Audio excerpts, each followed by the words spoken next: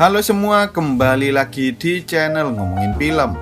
Kali ini kita akan membahas tentang sebuah film yang cukup menarik dan sangat membingungkan. Dalam film ini kita akan diberikan sebuah misteri tentang perumahan aneh, yang mana seluruh rumah di sana memiliki desain serta warna yang sama antara satu dengan lainnya. Lalu ketika sepasang kekasih mencoba untuk membeli rumah tersebut, mereka justru terjebak di dalam sana dan tidak bisa keluar. Lalu bagaimanakah nasib mereka berdua? Wes ra usah kesuwen, langsung saja kita masuk ke alur ceritanya.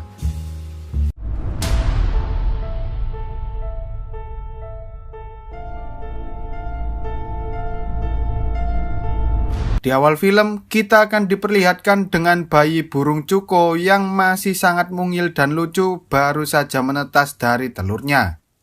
Namun di balik semua itu, ternyata bayi burung cuko ini memiliki sifat yang sangat kejam. Meski ia tinggal di sarang burung lain dan mendapatkan makanan dari induk burung tersebut, ia justru membalas perlakuan baik dari sang induk dengan cara menjatuhkan telur serta anak-anaknya yang berukuran lebih kecil dari dirinya.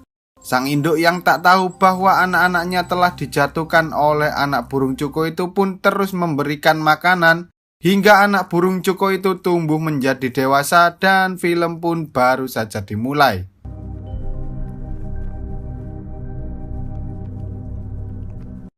Scenes beralih ke seorang wanita bernama Gemma yang saat itu sedang mengajar di sebuah taman kanak-kanak.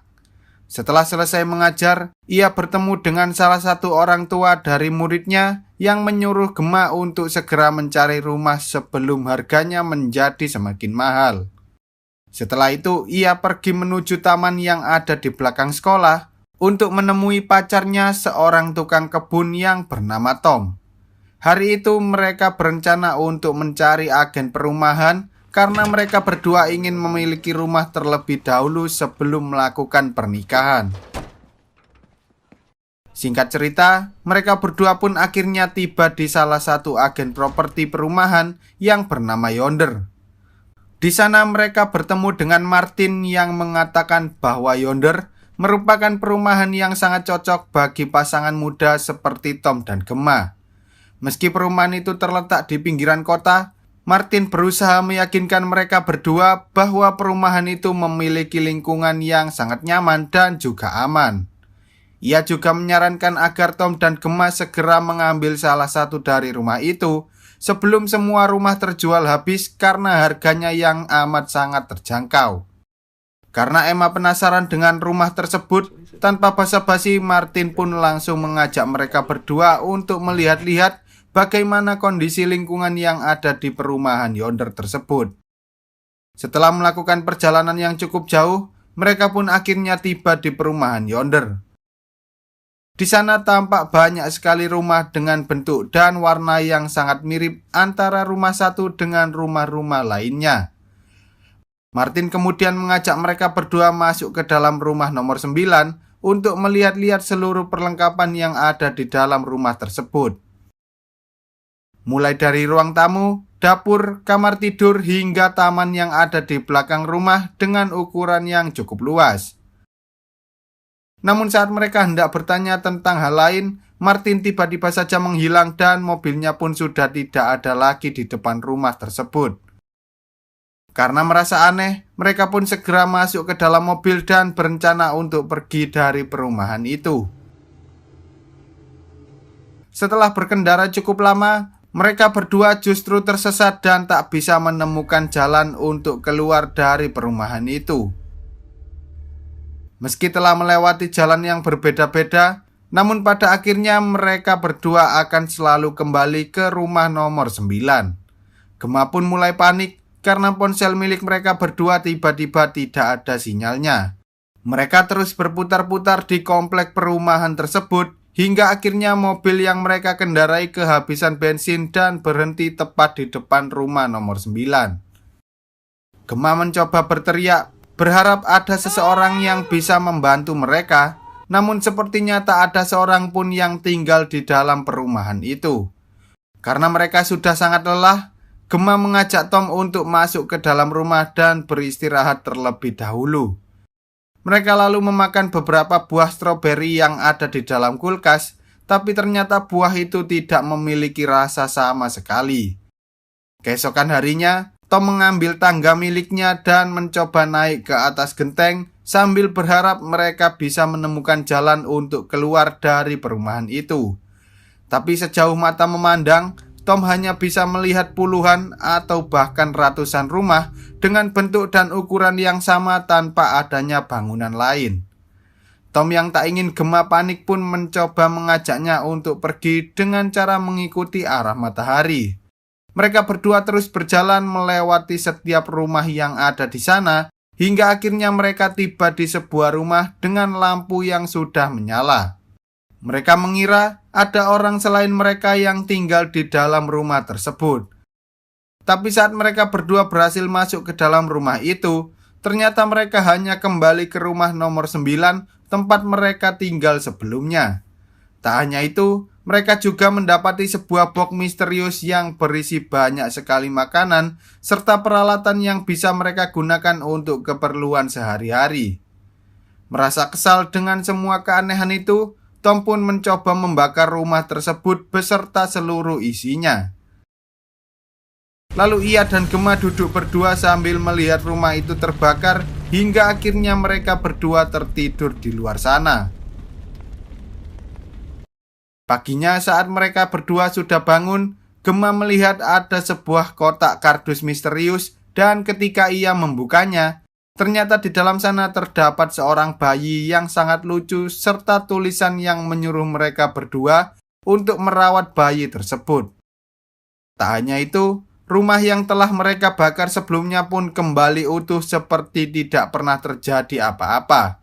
Mereka pun mencoba meminta pertolongan dengan menuliskan kata help di atas rumah, namun sepertinya tak ada seorang pun yang bisa mengeluarkan mereka dari perumahan itu. Beberapa minggu pun telah berlalu. Bayi yang sebelumnya mereka temukan di dalam kotak kardus, kini sudah tumbuh dengan cepat menjadi seorang bocil dengan tingkah yang sangat aneh. Bahkan suaranya pun tidak seperti anak-anak pada umumnya. Mereka berdua terpaksa merawat dan menuruti seluruh keinginan bocil itu, karena jika tidak, maka ia akan berteriak dengan sangat kencang seperti orang yang sedang kesurupan roh halus. Setelah selesai makan, seperti biasa Tom membuang kotak kardus berisi sampah keluar rumah dan memperhatikan kotak tersebut berharap ia bisa melihat siapakah selama ini orang yang selalu mengirim dan mengambil kotak kardus misterius tersebut. Lalu saat Gemma hendak membuatkan Tom secangkir kopi, ia menyalakan sebatang rokok dan melemparkannya ke arah bocil itu. Tapi saat rokok itu terjatuh ke rerumputan, tiba-tiba saja rumput-rumput itu pun lenyap seketika. Tom yang melihat kejadian itu segera mengambil sekop yang ada di dalam mobil dan mulai menggali tanah itu bersama dengan Gemma. Namun tanpa mereka sadari, ternyata kotak kardus yang mereka taruh di jalan sebelumnya lenyap begitu saja tanpa ada orang yang datang untuk mengambil kotak kardus tersebut. Keesokan harinya, seperti biasa mereka berdua selalu melakukan kegiatan yang sama selama berhari-hari. Bahkan mereka berdua tak pernah mengganti pakaiannya karena mereka tak memiliki pakaian yang lain. Hari itu, Tom kembali menggali tanah berharap ia bisa memecahkan sebuah misteri tentang perumahan aneh tersebut. Malamnya saat mereka sedang duduk di dalam mobil untuk melepaskan stres, Gemma menyalakan alat pemutar musik dan ternyata aki mobil itu masih berfungsi dengan sangat baik, sehingga mereka berdua pun berjoget-joget di depan mobil sambil menghilangkan seluruh beban hidup yang selama ini mereka alami.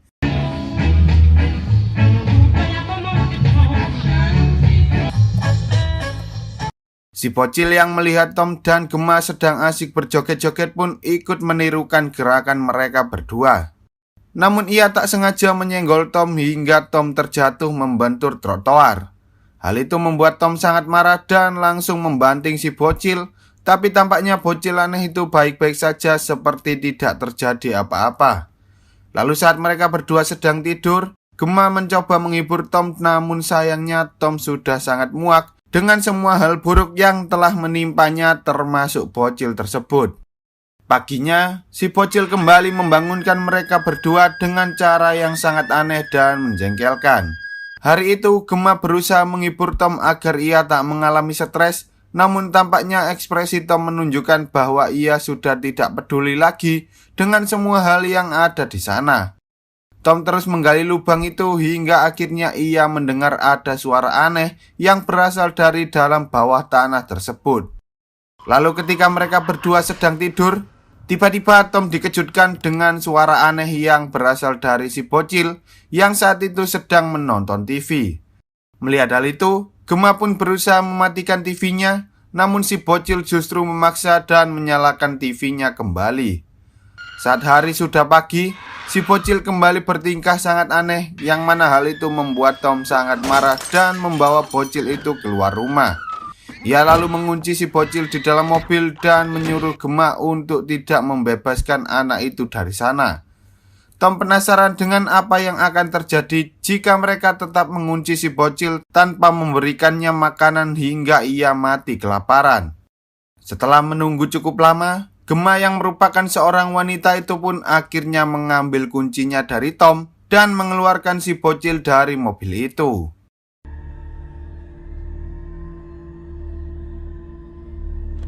Ketika hari sudah malam, saat Gemma berusaha menidurkan si bocil, ia pun ikut tidur di sebelah si bocil dan tanpa ia sadari, si bocil justru memeluk Gemma seperti ia merupakan anak kandungnya sendiri. Keesokan harinya, Tom terlihat sangat marah karena Gemma mulai bertingkah seperti ibu kandung dari bocil tersebut. Gemma lalu berjemur di halaman rumah bersama si bocil sambil menatap awan yang ada di sana. Tapi tampaknya awan itu justru terlihat seperti awan buatan yang sangat aneh. Hidup mereka semakin lama semakin berantakan karena Tom selalu tidur di dalam lubang dan tak mau tidur bersama Gemma lagi. Hal itu membuat Gemma sangat sedih dan merasa bersalah karena sebelumnya ia tak mau menuruti perkataan si Tom. Paginya saat Gemma hendak membangunkan si bocil itu justru menghilang entah kemana. Gemma mencoba menanyakan tentang hal itu pada Tom, tapi tampaknya Tom tak tahu apa-apa. Ia lalu berjalan sambil mengelilingi komplek untuk mencari bocil itu. Namun anehnya ia justru kembali ke rumahnya lagi dan melihat bahwa bocil itu sudah ada di sana sambil membawa sebuah buku misterius. Saat Gemma mencoba membaca buku itu, ternyata di dalamnya terdapat banyak sekali tulisan aneh serta sebuah gambar yang membuktikan tentang keberadaan seorang anak laki-laki. Gemma lalu menemui si bocil dan menanyakan tentang orang yang memberikan buku itu, tapi si bocil justru menjawab bahwa ia tak bisa memberitahukan tentang hal itu. Kemudian Gemma mencoba mengajak si bocil untuk memainkan sebuah permainan, di mana Gemma menyuruh si bocil untuk menirukan setiap orang yang pernah ia temui. Hingga akhirnya saat si bocil itu menirukan seseorang misterius yang telah memberikan buku tersebut, tiba-tiba ia mulai berubah menjadi seperti katak dengan 2 buah benjolan yang ada di tenggorokannya. Hal itu membuat Gemma sangat ketakutan dan ia pun sadar bahwa bocil itu sebenarnya bukan manusia biasa.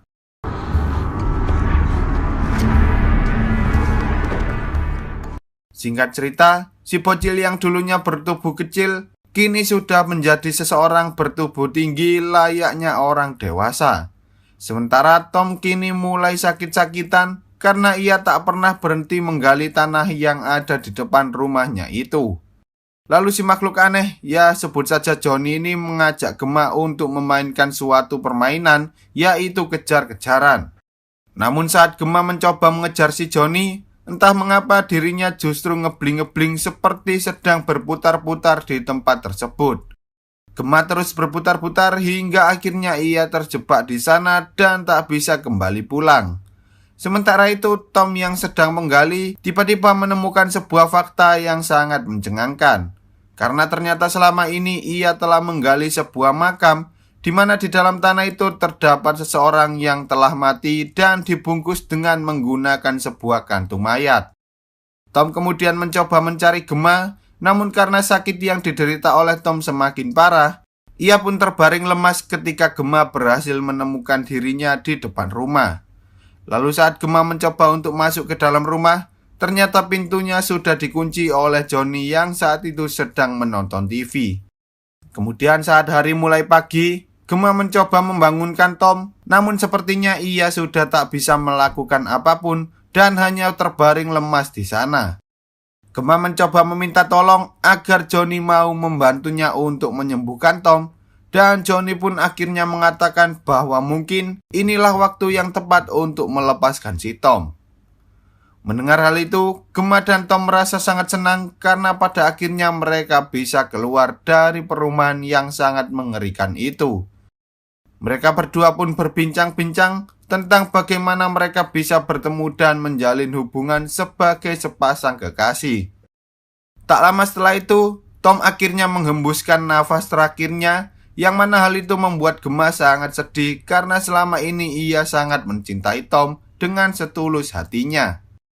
Lalu ketika malam tiba, Johnny akhirnya kembali membawa sebuah kotak kardus, namun sayangnya kotak kardus itu tidak berisi obat atau alat untuk mengeluarkan mereka dari sana, melainkan sebuah kantung mayat yang akan ia gunakan untuk membungkus mayat Tom. Kemudian Johnny membawa Tom dan melemparkannya ke dalam lubang yang selama ini telah digali oleh Tom.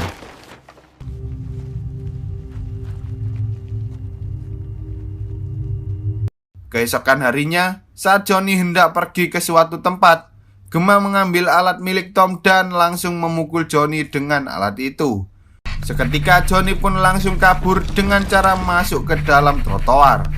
Gemma mencoba mengejarnya, namun ia malah masuk ke tempat lain yang mana seluruh tempat itu berwarna merah. Di sana ia juga bertemu dengan seorang bocil dan juga orang lain yang bernasib sama seperti dirinya. Tak lama setelah itu, tiba-tiba Gemma tersedot ke dalam lantai dan masuk ke tempat berwarna hijau dan juga biru, hingga akhirnya ia kembali ke tempat asalnya.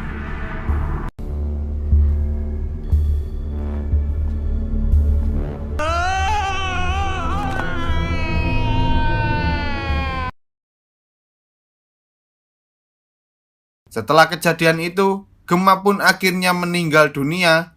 Johnny kemudian membungkus mayat Gemma dan ia membuangnya ke tempat yang sama seperti saat ia membuang Tom sebelumnya.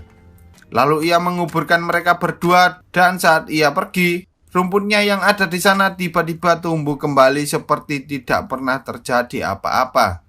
Johnny lalu mengecat ulang rumahnya serta mengecek seluruh perabotan yang ada di dalam rumah tersebut. Setelah semuanya siap, ia pun akhirnya pergi dari perumahan yonder menggunakan mobil milik Tom. Ia pergi menuju ke tempat Martin berada, namun tampaknya Martin saat itu terlihat sudah sangat tua, sehingga Johnny harus membungkus Martin, melipatnya dan memasukkannya ke dalam sebuah lemari. Kini Johnny siap menggantikan Martin untuk mencari korban selanjutnya dan film pun tamat. Gimana? Ada yang bingung dengan film ini? Oke, kalau gitu Mimin kasih penjelasan singkat tentang film ini. Kalau menurut Mimin sih, Johnny alias bocil kematian ini sepertinya merupakan salah satu jenis alien yang mencoba hidup di dalam bumi. Tampaknya alien itu tak bisa merawat dirinya sendiri ketika masih kecil, sehingga mereka harus mencari induk atau seseorang yang bisa merawat mereka hingga mereka tumbuh menjadi dewasa, seperti burung cuko yang ada di awal film. Oke lah, sekian dulu untuk video kali ini. Semoga kalian semua terhibur. Jangan lupa untuk menekan tombol subscribe lalu nyalakan loncengnya agar kalian tidak ketinggalan dengan video-video terbaru dari channel ini. See you on the next video dan sampai jumpa.